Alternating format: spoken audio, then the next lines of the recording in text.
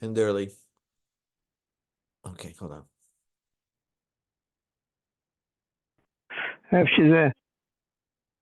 Oh, hold on. Okay, hello. Today's daf Hashem, Masechta Bava Metzia, daf Mem Beis, Mem Gimel. And we're Gimel. And we're starting from Mem Beis Umid Beis. We finish up the Gemara till the Mishnah on Mem Gimel Umid Aleph. And we're starting from Ahu Gavra. I was in a rush yesterday, I'm sorry. But today we're starting from a little story over here where the Gemara is challenging you. You make the call. Basically, what the Gemara is saying is, I'm going to give you a case, a story that happened, and you tell me what to paskin. So the Gemara says like this. We're starting from Membezum and Beis, about like 8 lines from the bottom, 10 lines from the bottom. Ahu Gavra, there was this person, the Afke Kshusa Gabe Chavre. He deposited, Kshusa is hops, that's the ingredients to make beer by his friend. Okay, you need hops to make beer if you ever visited a beer factory.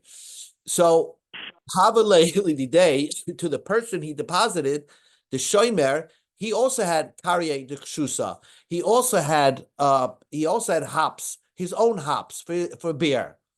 So he's watching his friend's hops and his own hops. So Amalei Lesarse, so he told his worker who's making the beer, Mahai Rami, take from my hops to make the beer. Don't take, he didn't say anything. He just said, take from my hops to make the beer. Also, so the worker went and Ramam Idach, and he took from the hops that belonged to his friend. He's supposed to watch those hops. And his worker took those hops and made beer from it. So now the worker made the mistake. The worker is the ganef. Umar Rav Amram says, how would a judge this case? Do we blame the shomer, Zil Shalem? Do we tell him you should go pay? Amar, he's going to have a claim. He says, Ano Amari le Mahai Rame. I told my worker, take the hops from my hops, or of these hops to use to make beer. So he shouldn't have taken from the other hops. I told him use these ones. So then, let us go to the worker and say, you should pay. Zil Shalem, you pay. Amalei, he's going to say, Loy, I don't want to pay. Did he tell me only take from these and not from those? He just said take from these. So he didn't clearly give me the instructions not to take from the other hops.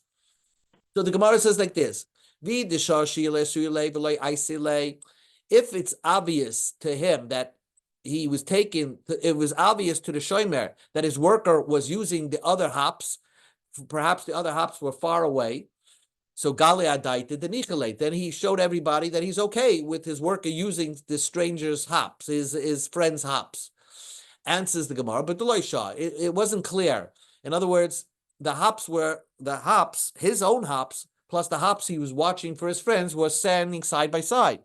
So his worker, when it was making the beer, he himself didn't know which hops the worker is going to use. So the Gemara asks a question. Saif, my pseidika, who's coming out over here? V'ha komishtar shelei. In other words, it was already made into beer. So the hops benefited, even if you use your friend's hops. So therefore, give him back the hops from your own hops and keep the beer because you made beer out of it. So it's a good thing. It turned out that your beer was turned sour.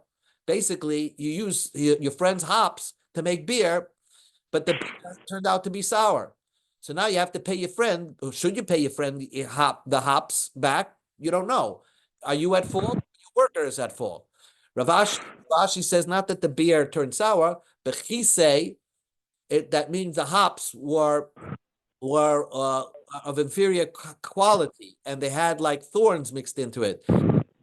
Beer, the way you want it to be, and you're upset that it was put into your beer. And we go in the Shalom late to make he say. So you wanna pay him the value of hops with thorns in it, based on the beer, the profit that you made the beer. So basically, there's a loss here for the depositor. You just don't know who's going to take the loss. Okay, now we go to the Mishnah Daf Mem Gimel Amud Aleph, and we're going to begin this Mishnah. And very simple. Someone deposited money to a shulchani, to a banker. Guy walked into a banker. He says, and walked in with a sack of money wrapped up, and said, "You watch my money. I'm coming back in 2 weeks to take it." If the money that you gave was wrapped up, lo yishtamish b'hem, don't use it. Lefichach, the shulchani can't use that money because the guy only hired the banker just to look after the money, but not to open up the bag and use the money for his own investments. Lefichachim avdu, if it got lost or stolen, you're not responsible, the shulchani, because at best he's a shomer chinam. He's watching the money for free, right? So Butarin, but if the guy that deposited the money put like loose money on the changer's table and says, "Watch my money." So who gives you loose money? What he meant is yishtamish behem, that the money changer could use the money, and when the guy comes back, you give him other people's money. So basically, you're like a shomer socher, or you're a shoyel, or whatever. Lefichach, therefore, im avdu, if the money got lost or stolen, so then the banker, the money changer, the shulchani, is chay bachriyos, and is held liable to pay back the loss of the person that deposited the money. But that's only if you deposit money to a who? To a banker. Eitz a balabayis, but if you deposit money to a balabayis is a regular guy. He's not in the money business, money changing business. Bein tzurura and bein mutarim, whether you put the money wrapped up, or bein mutarim, or it's unwrapped, lo yishtamish ben. The owner, the regular guy, shouldn't be using the money. It's somebody else's money. All you got to do is put it in your safe deposit box and don't touch it. If something happens and you got lost or stolen, you're not held responsible. So that's a balabayas, and that's a shulchani. A chenveni is a storekeeper. Let's say somebody gave money to a storekeeper to watch. So that is a machlekes Reb Meir and Reb Yehuda. Chenveni kabalabayas, the Reb Meir. Meir holds a chenveni, a storekeeper, has the same laws as a regular guy. He shouldn't be using the money.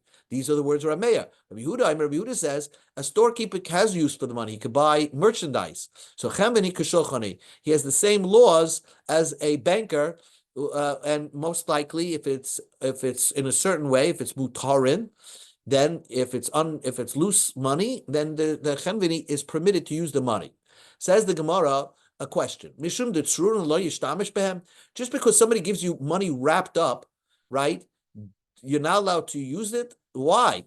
That doesn't show that most people wrap up their money. I mean, everybody keeps money in a wallet. If you don't keep money in a wallet, you have a rubber band around the money. So therefore, there's no proof that if someone deposits you a wad of bills with a wrap around it, why can't you use it? What indication is that the person who owns that money doesn't want the banker to use it? Rav Yehuda,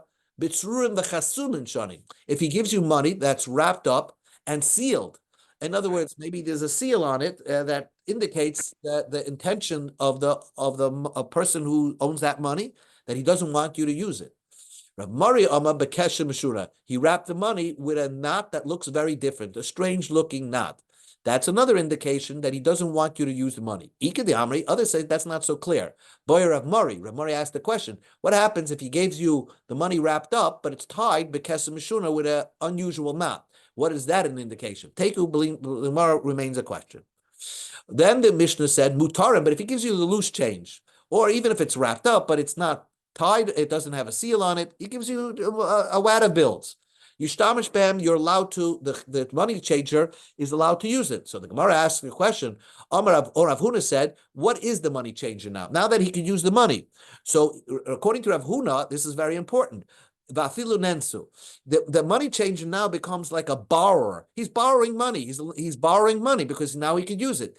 So if something happens to the money that's not the chenveni's fault, let's say an armed robber comes in and steals that money, The chemini is the shulchani, I mean the money changer is obligated to pay because he's a borrower. So the Gemara asks the question: you Rav Huna say he's a borrower of the Ketani. The Mishnah only keeps him liable if it got lost, or if it was stolen in the night, but not if he was armed robber. Answers the Gemara, no, you misread the Mishnah. Kedarabba, like Rabba explained in another place where it uses the same language as Avdu. The Amar Rabba explained, Nignavu means when it's Mishnah says Nignavu, or this, whatever Rabba was referring to, Belistim Mizuyan, it's talking about armed bandits. So that you have no choice but to give over the money. Avdu, what does lost mean? Let's say the banker took the money and went on a ship, and Shetava Sfinasa Bayam, and the ship capsized and went into the sea. And the bank was able to save himself and not the money. That's an oinus. And even then, that's what the Mishnah means, that even an oinus, this bank is held liable. Why? Because he's borrowing the money, because the guy indicated, or sort of indicated, by depositing the money, that you could use the money and you could borrow the money, and when I need it, I'll take it back from you. Rab Nachman says not true. Nensu loy. If something a mishap happens, the banker is not held responsible, and therefore Rab Nachman held that the reason the banker now becomes a shomer sochar. He's like a paid watchman. Now the Gemara is going to ask that question right now. Amalei Rav Nachman. So Rav Nachman wants clarification from Nachman. Lidi dachta amrit nensu loy. If you say that he's not a shoyel, so any mishap, he's not held responsible. Why is he not considered a borrower? Because obviously he didn't use the money yet. If you don't use the money, you're not considered a borrower unless you actually use the money. So if you're not going to consider him a borrower because he didn't use the money, then he's not a paid watchman, because who's paying him? The guy that deposited money just said, watch my money, but he said, I'm not paying. He didn't say, I'm paying you for watching it. So how did Rav Nachman describe this banker as a shomer sochar? Amalek. Nachman is going to say, this I could agree with you, that he is a paid watchman. The hoyel ben mehana bahu anod the misraim leizvin the isbei Rav Zoven Bey havelei shomer sochar. Rav Nachman explained that the banker, because he has that potential, he has the benefit. Should a good transaction, a good deal come up, he can access the money. So he feels secure in his mind that he has access to money. And therefore, that's almost like the guy that gave him the money is paying him. So he has a benefit from just having the money available at hand. So he's not a borrower because he didn't use the money, but he is considered a shomer sochar, a person who's a paid watchman. And therefore, if it's lost, then he's liable. But in the ensu, if a mishap happens, not his fault, he will not be held liable. So that's the machlokes between Rav Huna, who held that the banker is a shoyel. Rav Nachman held he's a shomer sochar. Ace Rav Nachman Rav Huna. So Rav Nachman asked Rav Huna. We learned in a brisa. Hamafkin mois eitz shulchani. Let's say the treasurer of Hegdish deposited money to a banker, and he didn't say anything. If he gave the money to the banker to watch the treasurer of Hegdish, lo yishtamish bem, then the banker should not use it. Lefichach im hoitzi, if he did use that money, loy mal gizbar, you can't fault the treasurer of Hegdish.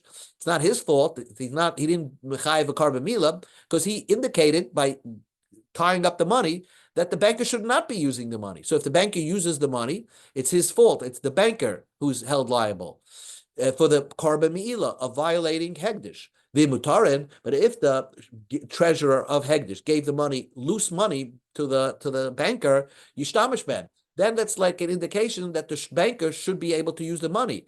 Lefichach, therefore, im hoitzi, if the shulchani actually spent the money, mal gizbar, then the gizbar is considered to do the mila because he caused the whole thing to happen. Yeshliach ledvar avera when it comes to Hegdish. So, but you see the point over here is that it's mutar if he gave him loose money. Only if the shulchani the banker used the money, then the gizbar is held liable for a carbon mila. The amrit, but if you want to say afilu nensu, that the person, the shulchani, as soon as you deposit the money, it's almost like the banker's borrowing the money. My area haitzi. Why does the Brisa say that only if the gizber spent the money is he held liable? The gizber held liable. Even if the shulchani did not spend the money, even if the banker did not spend the money, the gizber should be held liable because it's almost like he took hegdish money, gave it to a banker, and says you could borrow the money, and that's a violation of hegdish. So answers the Gemara, Amalei. So Rav Huna explained, you're right. It would hold true that even if the banker did not spend the money, the gizbar is held liable because he's basically loaning Hegdish's money to a shulchani. But I did the Tani Reish. So why did the Bereishis says only if he spent the money is the gizbar liable? The I did Tani Reish Hoitzi Tani Sefer Nami Hoitzi. Since the language of the beginning of the Brisa said the word Hoitzi, that means only if the gizbar, only if the shulchani used the money, if the gizbar gave it to him tzururim, then the gizbar is not held liable, and only the shulchani. That only applies when it's a haitzi. So therefore, the sefer also uses the word haitzi, but it really means tana sefer nami haitzi. But really, the end of the brisa is even if the money changer did not use the money, it's considered to be a loan from hegdish. The gizbar gave the guy a loan, and therefore the gizbar will be held liable. Anyway, bottom line, machlekes Rav Huna and Rav Nachman. Is the money changer a shoyel, a borrower, or is he a shaybesacha? New Mishnah. Hashaleach yad bepekon. Somebody gives you, let's say, a barrel of wine to watch, and you decide to use it. You decide to steal it and use it for your Pesach Seder. So Beis Shammai says, Yilaka, you're punished. Bechaser uviyaser. You always pay, even if, let's say, the price of wine goes down, you pay the value of wine when you stole it. Uviyaser. Let's say the price of wine goes up, right? Let's say the price of wine goes up. So then you don't benefit from it. Let's say the price of wine went up, and then you use the wine. So you really stole it. You put it by your Pesach Seder, and then in the middle of the Pesach Seder, the price of wine shoots through the roof, and then you use it. You have to pay the value of wine when you used it. Okay, so that's what Beis Shammai says. Yilka, you get b'chaser, you're punished when it goes down in value. Uviyeser when it goes up in value. Beis Hillel says kishas. We don't know what it means when you use it. What Beis Hillel is saying. The amount of the price of the wine that you pay back, the price of you pay back is when you are taken to court. We're going to see all that in the Gemara, and the Gemara discusses a story. Amar Rabba said, "Hi man, the gazel chavisa the chamer mechavre." A man steals a barrel of wine from his friend. Mi'ikar shavi zuzi. When he stole it, it was worth 1 zuz. Hashta shavi abar. And then, after he stole it, and it's, let's say the barrel of wine is in his kitchen, and now it's became worth 4 zuz. And then tvari ashasa, it broke, or he drank the wine. So what price do you pay? Mishalem abba, you pay when you drank it. It's like you mazik it or you restole it again, and therefore you pay 4 zuz. You pay 4 zuz from the time that you drank it, not from the time that you stole it. Itvar memela, but let's say it broke by itself. Mishalem zuze. So then you only really stole it when you really took it from the person that you stole it from. So therefore you would pay the value it was when it was a zuz. Even the isa hadra lemana be'ene. When it was, as long as it's still intact, you could return it to its owner. But at the moment when you want to drink it or it broke, that's when you're re-stealing it. So therefore, you pay abazuz. Utran, we learned in the Mishnah, when you steal something, you steal it at the price when you stole it. So even though you stole it twice, basically, you stole it once and it was worth a zuz. A month later, you start to use it and drink from it, and it's worth 4 zuz. The price that you're going to pay the original person that you stole from is the price that it was worth 4 zuz, because that is the moment you really stole it.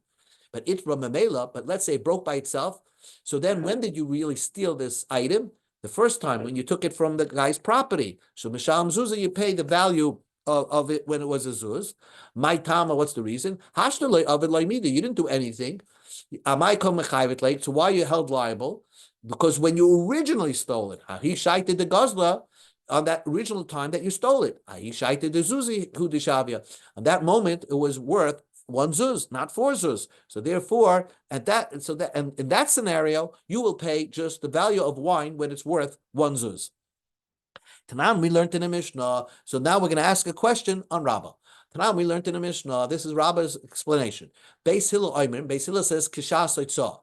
The Mishnah seems to say the same case. A guy stole something, and Beis Hillel says, when you steal it, you pay for it when you use it. Haitzah means when you use it. My Kishas Oitzah. What does it mean when you use it? You pay the price of the item that you stole. Now, here, you didn't really steal an item. Somebody gave you something to watch, but you decided to take it and then use it.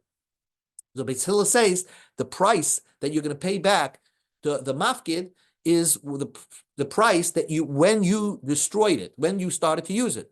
Ubamai, what happened over here? If it went down in price, means you took it, when it was deposited by you, it was worth 4 zuz. Then you decided to take it for yourself, and then when you used it, it was worth 1 zuz. So you should pay back the mafkid only 1 zuz. Who would be such an opinion? But now we learned in the Mishnah, kol hagazalin, any gazlan, even a shomer who becomes a gazlan, mishal kshas gzela, he pays the price at the time you stole it. When you stole it from the guy, when you decided to use it, it was worth 4 zuz. When you started to take it for yourself, it was worth 4 zuz. Then you decided to use it, right? So then, even if it went down, you should pay the value of 4 zuz. If it went up in value, in other words, let's say when you took the item that was held in your deposit and this barrel of wine, and you decided to bring it into your refrigerator, and then when you actually used it, it was worth 4 zuz, it went up in value, and that's what Beis Hillel is saying, you pay the value of when it went up in value. Then Beis Shammai and Beis Hillel is basically saying the same thing, because Beis Shammai says Yuloka yeser because of yeser, even if it goes up in value, and Beis Hillel seems to say that you're doing the same thing. Ella, we go to Omer Beis. Ella Pshita, it must be Shas Haitzah Beis Bailim. Beis Shammai, Beis Hillel, it went up in value, but Beis Hillel says, I don't care if you put it in your refrigerator when you at that and then you use it. It's from the time you put it into your refrigerator, even if you didn't use it, that's the price that you pay, even if it goes up in value. So basically, but Beis Hillel saying, if you steal it, you always pay at the moment that you stole it, even if it later on, when you actually use it, it went up in value, you'll pay the price of when you actually stole it. But according to the Beis Shammai, you would actually pay the price of the value it was when you actually stole it, even if it's worth more. So then it comes out, it must be that Rabbah held like the opinion of Beis Shammai, and that's highly unlikely. Rabbah will explain you, if it goes up in value, everybody holds you pay the higher price. Like I said, when is the actual argument between Beis Shammai and Beis Hillel bechaser? If it goes down in value, Beis Shammai holds shlichus yad ain't it tzricha kasaron. The fact that you picked up the barrel of wine to put it in your refrigerator, it's considered to be as if you stole it. That's what the Torah meant. Shlichus yad. Shlichus yad means even if you didn't use it, that's called stealing, and therefore the chaser, when it goes down in value, it's actually going down when it belonged to the shomer, who is now a gazlan, and therefore you pay it the value of when it was worth when you actually put it into your refrigerator. So if when you put it into your refrigerator it was worth 4 zuz, and then it goes down in value, Beis Shammai says you pay 4 zuz. Well, Beis Hillel says as long as you don't use it, you're not really a ganaf. Just because you picked up the barrel of wine and you're thinking about using it, and you put it in your refrigerator, that doesn't make you a gazlan. You were a shomer. It's only after you start using it, that's when you become a gazlan. So shlichus yad tzricha kasaron. In order to be called a shomer who turns into a gazlan, that's what shlichus yad means. You need to have actually used it. So as long as you didn't use it, when it went down in value, it belongs to the mafkid. It's not, you're not a gazlan, and therefore that is what Beis Hillel says. You actually, until you use it, you're always being paying the value was. When you when you actually took it. It belongs. So now the Gemara says, Rava said a statement. Shlichus yad ain't it tzricha kasaron. Shlichus yad, in order to violate a shomer turning into a gazlan, he doesn't actually have to use it. Does Rava agree with Beis Shammai? I mean, that's what you're coming out. Shlichus Yad Ein Beis Shammai was the one that holds. Shlichus Yad doesn't eat Kasaran. And here we're talking about like this. Our mission is talking about you didn't actually want to steal it. You're a shomer that does no intention to steal it. So why did you take it? Kagoin shetiltel, you took the barrel of wine, lahavi aleh gazalis. You wanted to use it as a ladder to get pigeons from a tree. They're arguing whether someone who steals, who borrows without asking permission, are you considered a ganav? So Shomer Shloimidas, you're a gazlan. You're actually a crook. When it went down in value, it went down while the item belonged to you. And therefore, while the item belonged to you, you're a gazlan. So therefore, you're held liable at the time when you stole it. Beis Hillel holds borrowing without permission, you're considered just a borrower, and you're not a gazlan. Just because you borrowed something without permission, you're not considered a gazlan. So if it goes down in value, it still belongs to the mafkid. It's in the domain of the owner. It went down in value. So therefore, it's not your fault, and you pay the value of what it is right now. That Rava said that Rava said if you borrow something without letting somebody know, you're according to Rabbanan, you're a gazlan. Only does Rava now align himself with Ipin and Bishami, because the way we explain the machlokes between Bishami and Beis Hillel is a shoyel shloimidas a gazlan or not. Ella, Gemara says like this: the new way to explain the machlokes, they're arguing. What happens if you steal something? Let's say you steal something and you get profit from it. Do you have to, when you do tshuva, do you have to give the one you stole all your profits? All the profits of something that you steal belong to the person that you stole from. The profits of something that you stole belong to the gazlan. Now, what does that mean? Let me give you an example. It's the same achloikas of these tanoim. The Tanya we learned to the Brisa. Hagoizel es a rachel. You stole a rachel is a sheep. Now, you stole the sheep, and while it was in the gazlan's domain, Gazaza, he had wool from it, or v'yolda, or it gave birth to a kid. You have to return not only the animal, but all the wool and all their children back to the original owner of that sheep. These are the opinion of Rameir. All you have to return is the sheep. You could keep, the Gazlan could keep the sharings and the offspring. So that is the machlekes. Bishamai holds like Rameir, and Beis Hillel holds like Rabbi Huda. So the Ketani, because the Brisa says Bishamai Omer Yilka b'chaser v'yeser, that they're arguing whether chaser means the animal got lost. You lost something from the animal, which means not that the price went down, but the shearings went down. You took something off the animal, like wool, uviyeser, or the animal gave birth. That's Beis Hillel's opinion, but it doesn't say if it went up or down in value and price. It must be that they're arguing what happened to the animal, and it's a totally different machlokes, and therefore you could still paskin like Beis Hillel, and there's nobody disagreeing with that. One more piece, and we'll stop in a minute. Rabbi Kiva says kishas atvia. Rabbi Huda Shmuel halacha Rabbi Kiva, that halacha is like Rabbi Kiva. That what did Rabbi Kiva say? That you pay when you go to court, that's the price a gazlan, the shomer, will pay. When he stole something and now he wants to do tshuva, and so whatever at the end of the court case, that's when you pay. But if there were witnesses that witness the actual stealing by the shomer, that's the price tag that the shomer is going to pay. My timer, because that's the day he's really guilty. That you give it to him on the day that he's guilty. Since the Edom are actually witnessing this action by the shomer stealing, that's the day that he's found guilty. One more minute. Rabashi, Rabbi Huda, Rabbi Ato Oimekain. Do you agree with that? So Rabbi Huda said,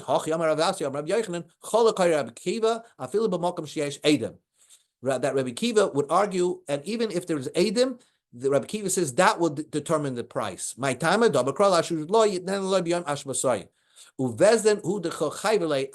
guilty time is when the Edom saw you steal it. That's the price that the shomer is going to determine what price the shomer is going to pay.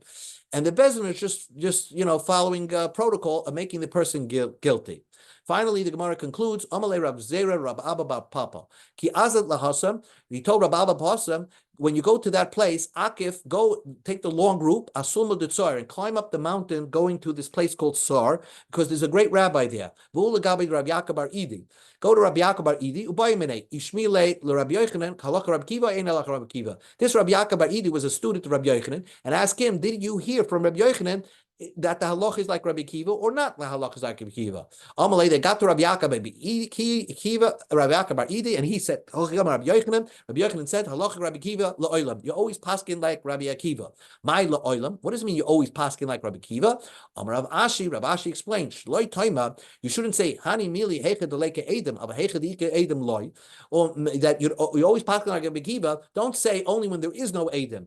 That means Beis Din is paskening. That's how you pasken like Rabbi Kiva. No, you pasken Rabbi Kiva even if there was Edom, because the determination of guilt is ready with the witnesses, not with the final announcement by the court. Or v'inami, what it means, you pasken like Rabbi Kiva. If you returned it to its place and you didn't notify the owner that you shomer stole something, you just put it back where you found it, and you didn't call up the owner of and say, I stole your item, you're held liable. The halacha is like Rabbi Kiva, if you steal something, you have to notify the owner that you stole it and that now you are returning it. That's the halacha like Rabbi Kiva. Rava says in our Mishnah, halacha Rabbi Beis Hillel. The halacha will be like Beis Hillel Keshas Haitzah. Okay, Baruch Hashem, we finish Daf Mem Gimel.